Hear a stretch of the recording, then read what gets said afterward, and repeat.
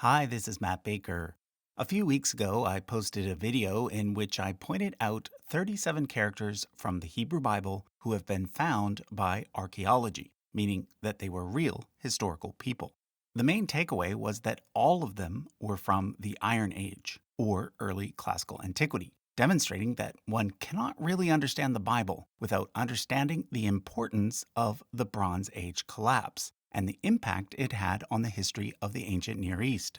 If you want to learn more about why that is, I suggest you watch the video, which I'll link to in the description. In today's video, I'm therefore going to turn my attention to the New Testament, and this time point out 28 characters whose names can be found in extra biblical sources, meaning outside of the Bible.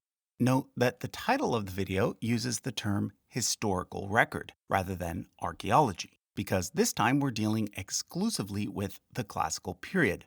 One of the big changes that occurred during classical antiquity was the shift towards recording history in a more straightforward way, which means that we can now rely more on lengthy documents rather than just short records carved in stone. But first, let me tell you about today's sponsor, Blinkist. Learning about history can be a daunting task because there's so much you need to read. If only there was a way to get the main ideas from books faster. Well, there is. Blinkist is an app that gives you access to the main ideas of over 6,500 books. In less than 30 minutes, you can either read or listen to a book's main ideas. Books such as Sapiens, A Brief History of Humankind by Yuval Noah Harari, which happens to be one of my favorite books of all time and one that I highly recommend. Or there's this one by fellow YouTuber Bill Hammack, aka Engineer Guy, called The Things We Make: The Unknown History of Invention from Cathedrals to Soda Cans. I think I'll save that one to my library and listen to it while cooking dinner.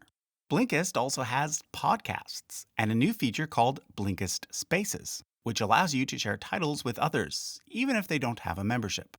So, to get 25% off Blinkist Annual Premium, you can start your 7-day free trial right now by using the QR code on screen or by clicking the link in the description or pinned comment. Okay, let's now go through the 28 New Testament characters that can be found in the historical record. I'll start with the easiest ones, the Roman emperors. The New Testament mentions 3 Roman emperors and alludes to a 4th, so let me show you which ones, using our Roman emperors family tree chart. The first one is Augustus. He's mentioned in Luke chapter 2, verse 1, which reads, "In those days a decree went out from Caesar Augustus, that all the world should be registered." The second is Tiberius, who was the stepson and successor of Augustus. He's mentioned in Luke chapter 3, which says, "In the 15th year of the reign of Tiberius Caesar, the word of God came to John, son of Zechariah." Note that this verse in particular is actually quite useful in dating the start of John the Baptist's ministry, which in turn is quite useful in dating the start of Jesus' ministry. The 15th year of Tiberius' reign was 28 CE. So we know for certain that Jesus could not have started his ministry before that year. We also know that Tiberius reigned until 37 CE, which was after Jesus died, which means that Tiberius must have been the Caesar that Jesus was referencing when he said, "Render unto Caesar the things which are Caesar's, and unto God the things that are God's." Anyhow, Tiberius was followed by Caligula, who was his grandson through adoption. But Caligula ended up being assassinated, and therefore had a very short reign, after which he was succeeded by his uncle Claudius. So Caligula does not get a mention in the New Testament, but Claudius does. He's mentioned in both Acts 11 and Acts 18. Claudius was followed by his adopted son Nero. And while Nero is not mentioned by name in the New Testament, he is very likely alluded to in the book of Revelation. There we get the famous number 666, which was probably a code word for Nero, who was the first Roman emperor to persecute Christians. If you take the Greek letters in Nero's name and switch them for Hebrew consonants, the number values associated with those letters add up to 666. Now, I'm not going to show you the evidence for the existence of the Roman emperors, because the evidence is obviously plentiful, and there's no doubt that they were all real historical people. So let's now move on to the next set of individuals, the Herodians. For this, I'm going to go to our biblical family tree chart, which is the chart I used last time. Near the bottom, we find the Herodian monarchs, who were the rulers of Judea from 37 BCE to 6 CE, and then again from 41 CE to 66 CE. The most famous Herodian is, of course, Herod the Great, who shows up in the birth of Jesus narrative as the king who the three wise men visit, and the one who orders all the male babies under the age 2 to be massacred. Herod, however, seems to have died right around the time that Jesus was born, and therefore during Jesus' early childhood, the ruler of Judea was actually Herod the Great's son, Herod Archelaus. He's mentioned in Matthew 2, verse 22, which reads, "But when Joseph heard that Archelaus was ruling Judea in place of his father Herod, he was afraid to go there. And after being warned in a dream, he went away to the district of Galilee." Now, this is where it gets a bit confusing, because in Galilee there was a different Herod ruling, who was also a son of Herod the Great. His name was Herod Antipas, but the Bible simply calls him Herod. He's the Herod who, according to all three synoptic Gospels, ordered the beheading of John the Baptist during his wedding to Herodias, who, by the way, was his niece. That story also mentions Herod Antipas's brother Philip, to whom Herodias had previously been married. Now, returning to Judea, Herod Archelaus actually only ruled until 6 CE, because in 6 CE, Judea officially became a Roman province, after which it was ruled by governors instead of a monarch. We'll come back to them in a moment, but first I'll point out the fact that the Herodian monarchy was briefly restored in 41 CE, when Herod the Great's grandson, Herod Agrippa I, was made king. He's mentioned in Acts chapter 12, where once again he's simply called Herod. Verse 1 says that around that time, King Herod laid violent hands upon some who belonged to the church. And then in verses 20 to 23, it describes how this Herod dies. So note that the New Testament uses the name Herod to refer to three different people: Herod the Great, Herod Antipas, and Herod Agrippa I. Agrippa I was followed by Agrippa II, who is also mentioned in the book of Acts, but this time simply as Agrippa. He figures quite prominently in Acts 25 and 26, when Paul is brought before him. In that story, Agrippa II's sisters, Bernice and Drusilla, are also present. So how do we know that all of these members of the Herodian dynasty were real historical people? Well, besides the fact that they are all mentioned in Josephus, who I'll be talking more about in a bit, we also have surviving coins for all of the Herodian rulers, including Herod the Great, Philip, Archelaus, Antipas, Agrippa I, and Agrippa II. I now want to return to this period here, when Judea was ruled directly by Roman governors instead of by the Herodians. This period is particularly important because it was during this time that Jesus' trial and crucifixion took place. But before I get to the most famous Roman governor, Pontius Pilate, I first want to talk about another important governor named Quirinius. He's not shown on the chart, but he's mentioned in Luke chapter 2, just after the verse that mentions Emperor Augustus. So once again it says, "In those days a decree went out from Caesar Augustus that all the world should be registered." But then the next verse says, "This was the first registration and was taken while Quirinius was governor of Syria." So let me give you the background. In 6 CE, Archelaus was deposed and Judea was made a Roman province. At this point, Syria was already a Roman province, so Quirinius, who was the governor there, was temporarily put in charge of Judea so that he could conduct a census for tax purposes. So what evidence do we have for Quirinius? Well, lots. He's mentioned by Strabo, Pliny, Josephus, Suetonius, Tacitus, Cassius Dio, and perhaps most importantly, by Emperor Augustus himself in his work The Deeds of the Divine Augustus, which was originally carved in stone like the recreation seen here. After Quirinius conducted his census, the first governor of Judea was appointed, a man named Coponius. Next came Ambivulus, Rufus, and Gratus, before we then get Pontius Pilate, who served from 26 to 36 CE. Pilate, of course, shows up in the New Testament as the Roman governor who presided over the trial of Jesus and then ended up sentencing him to death. So he was not simply just some minor Roman official mentioned in passing. He's a main character in the New Testament story. So what evidence do we have for him outside of the Bible? Well, in this case, there's actually less than you might think. Josephus talks about Pilate quite a bit, but the only Roman historian to mention him is Tacitus, and Tacitus only mentions Pilate due to his connection to Jesus. He writes, Christus suffered the extreme penalty during the reign of Tiberius at the hands of one of our procurators, Pontius Pilate.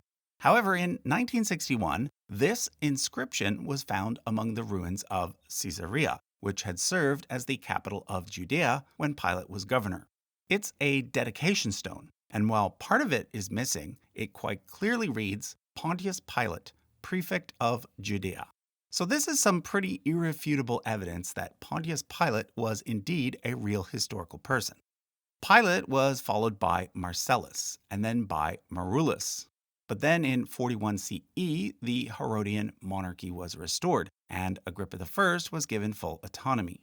However, when Agrippa I died and was succeeded by Agrippa II, a governor was once again appointed, this time to serve alongside the monarch. There was Thaddeus, Julius Alexander, Cumanus, Felix, and then Festus. Of these six, both Felix and Festus show up in the New Testament book of Acts in connection to Paul's arrest and imprisonment. Outside of the Bible, Felix is also mentioned by Josephus, Suetonius, and Tacitus, whereas Festus is only mentioned by the New Testament and Josephus. Now, at this point, let me say a few things about Josephus. Josephus was a Jewish historian who lived from around 37 to 100 CE. So, in other words, he was born just a few years after the death of Jesus. He's therefore an extremely important source for understanding the history of Judea during the first century. Now, you might be wondering, why is Josephus considered history in comparison to the New Testament, which is often viewed with so much skepticism? Well, here's the thing. I get a lot of comments from people who seem to think that historians will believe every ancient source except the Bible. This is not actually true. Historians treat the Bible the same way that they treat any other source. They strongly consider the genre and the purpose of the writing, and then see how it measures up to other sources from the same period. So let's consider Josephus first. Josephus's goal was simply to record history in a fairly straightforward way. Sure, he definitely had his biases, and he definitely made some mistakes, but overall, he's kind of the equivalent of a modern-day textbook, which is why, unless you're a historian, you'll probably find his books rather boring. In contrast, the Gospels and the Book of Acts were very much written in order to convince the reader that the religious claims of early Christianity were true. So while they still contain a lot of accurate historical details, they also contain a lot of religious teachings, such as in the sermons and parables of Jesus, as well as supernatural elements, which must be taken on faith. So it's because of this difference in genre and purpose that Josephus ends up being more heavily relied upon when we simply want to know basic details about things such as who held a certain position and when. Now, before I move on to talk about the Jewish characters in the New Testament, there's one more Roman governor that I want to mention. This time, it's not a governor of Judea, but rather a governor of Achaia, which was what the Romans called Greece. In Acts chapter 18, it mentions a governor of Achaia named Gallio, who the people of Corinth complained to about Paul. Now, we know that Gallio was a real historical person because he was actually the brother of someone quite famous, Seneca, the Stoic philosopher and playwright. Seneca mentions his brother Gallio in his writings. We also have this stone inscription, which was found in Delphi in 1908, that includes his name and position as proconsul. Okay, so far we've only talked about monarchs and high-ranking officials. What about some more everyday people? Well, this is where we have to rely almost entirely on Josephus, because besides the New Testament, he's pretty much the only source we have for first century Judea. But interestingly, both sources mention in passing three rebel leaders who caused some trouble. These are Judas of Gamala, Theudas, and someone who is simply called the Egyptian. None of these individuals were directly connected to the rise of Christianity. So the fact that the Bible mentions them indicates that the New Testament writers were not simply making up things from scratch. In terms of Jewish religious leaders from the first century, the New Testament mentions four: Caiaphas, Annas, Ananias, and Gamaliel. The first three were all high priests, with Caiaphas being the high priest at the time that Jesus was crucified. According to Josephus, he served in this capacity from 18 to 36 CE. However, during his tenure, his father in law, Annas, also served as sort of a high priest emeritus, which is why in the Gospel of John, Jesus is first brought before Annas and then before Caiaphas, before finally being sent to Pontius Pilate. Annas had been the high priest between 6 and 15 CE, and I guess he was pretty popular because after him, 5 of his sons and one of his sons-in-law also served as high priest as well. So this was sort of a way that Annas could still hold power without actually having any official title. The third high priest mentioned in the New Testament is Ananias, not to be confused with Annas. According to Josephus, he served from 46 to 58 CE, and according to the book of Acts, he presided over one of Paul's trials. So the timing of all of these high priests lines up perfectly. In first century Judea, the Jewish high priests were generally aligned with a faction known as the Sadducees. The other major faction at the time were the Pharisees. They are mentioned quite a bit in the four Gospels, but never by name. However, in the book of Acts, one Pharisee is given a name, Gamaliel. He was the grandson of the great sage Hillel, and in fact, according to the Talmud, Gamaliel ended up being a great sage as well. Interestingly, in Acts 22 verse 3, Paul is said to have been a former disciple of Gamaliel. So that's yet another figure mentioned both in the New Testament and in a contemporary extra-biblical source. Which brings us to Jesus' family and disciples. Here, there are only two individuals who are mentioned in a contemporary non-Christian source. And in both cases, that contemporary non-Christian source is Josephus. First, there's John the Baptist. According to the New Testament, his mom and Jesus' mom were cousins, and he famously paved the way for Jesus by starting to preach about the need for repentance and by baptizing people in the Jordan River. Here's what Josephus has to say about him. John, who was called the Baptist, was a good man, and he commanded the Jews to exercise virtue. Many came in crowds to him, for they were very greatly moved by hearing his words.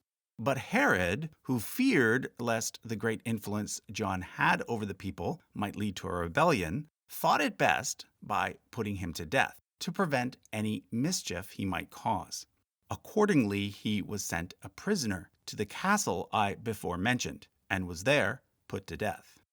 The other relative of Jesus that Josephus mentions is James, who was both the brother of Jesus and one of the 12 disciples. Once again, Josephus mentions him in relation to his execution.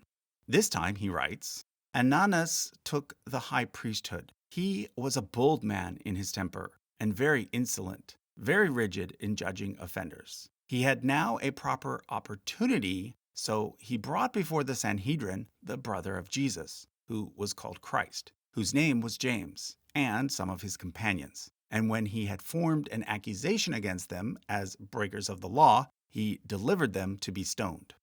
Okay, we've now come to the part of this video that you've probably been waiting for. What about Jesus himself? Does his name appear in any extra biblical sources? Well, you've just heard at least one. Josephus actually mentions him twice, and this is the least controversial of the two mentions. Most scholars believe that this is a genuine mention and not something that was simply snuck in later. The other mention, however, is much more controversial. It's usually referred to as the Testimonium Flavianum, and it reads like this. About this time there lived Jesus, a wise man, if indeed one ought to call him a man. for he was one who performed surprising deeds and was a teacher of such people as accept the truth gladly. He won over many Jews and many of the Greeks. He was the Christ. And when, upon the accusation of the principal men among us, Pilate had condemned him to a cross, those who had first come to love him did not cease. He appeared to them, spending a third day restored to life. For the prophets of God had foretold these things, and 1,000 other marvels about him. And the tribe of the Christians, so called after him, has still to this day not disappeared. Now, the reason why this is so controversial is that it sticks out like a sore thumb. The language used differs from Josephus's usual style, and in particular, it seems strange that Josephus would declare he was the Christ, meaning he was the Messiah, when it's clear from the rest of Josephus's work that Josephus was a traditional Jew and not a Christian. So, while some scholars believe that this entire passage is genuine, others believe that the whole thing was added later by Christians in order to bolster their claim. However, there is a third option, and it is actually the one that most scholars go with. And that is that the core of the passage is original, but that certain parts were added later. Now, a lot of work has been done on this topic that I don't have the time to go through in this video. But basically, here's what the original might have looked like. About this time there lived Jesus, a wise man, for he was one who performed surprising deeds, and was a teacher of such people as accept the truth gladly.